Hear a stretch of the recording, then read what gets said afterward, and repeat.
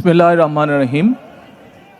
আমি মরহুমা বেগম খালেদা জিয়ার বড় সন্তান তারেক রহমান।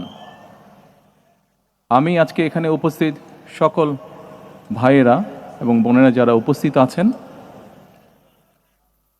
মরহুমা বেগম খালেদা জিয়া জীবিত থাকাকালীন অবস্থায় যদি আপনাদের কারো কাছ থেকে কোনো ঋণ নিয়ে থাকেন, দয়া করে আমার সাথে যোগাযোগ করবেন, আমি সেটি পরিশোধের ব্যবস্থা করব ইনশাআল্লাহ।